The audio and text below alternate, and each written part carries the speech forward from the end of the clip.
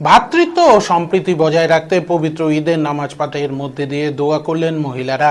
প্রতি বছরের মতো এবারও মালদা শহরের হায়দারপুরে পবিত্র ঈদের নামাজ পড়তে হাজির হয়েছিলেন মহিলারা। ঈদের নামাজ পাঠের মধ্যে দিয়ে সমাজের প্রতিটি মানুষের জন্য দোয়া কামনা করলেন, যাতে ভেদাভেদ ভুলে সকল শ্রেণীর মানুষ একসাথে একত্রিত হয়ে সমাজে থাকতে পারেন।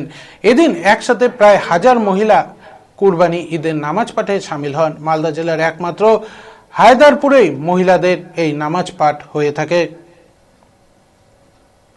ভ্রাতৃত্ব ও সম্প্রীতি বজায় রাখতে পবিত্র ঈদের নামাজ পাঠের মধ্যে দিয়ে দোয়া করলেন মহিলারা। প্রতি বছরের মতো এবারও মালদা শহরের হায়দারপুরে পবিত্র ঈদের নামাজ পড়তে হাজির হয়েছিলেন মহিলারা।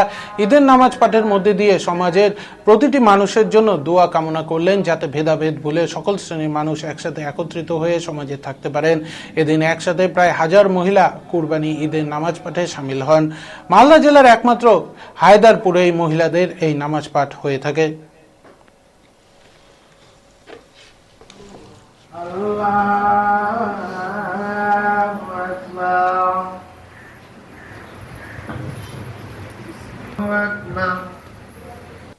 আসসালামু আলাইকুম রহমতুল্লাহ। সবাইকে জানাই ঈদ মুবারক বা ঈদুল আজহার সম্প্রীতি আজ আমরা আদায় করলাম এবং আমরা আশা রাখি এটা শান্তির সঙ্গে বজায় করার চেষ্টা করব এবং আল্লাহ সুবহানাহু ওয়া তাআলার কাছে আশা করব যেন আমাদের এই কুরবানি যেন কবুল হয় এবং আল্লাহর কাছে আশা করি যে কুরবানি ইনশাআল্লাহ কবুল হবে।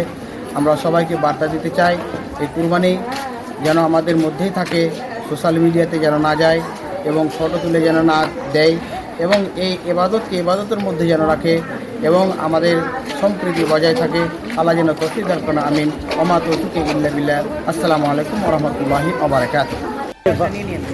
কাটবে এবং আজকে কতজন এসেছিল নামাজ পড়বে?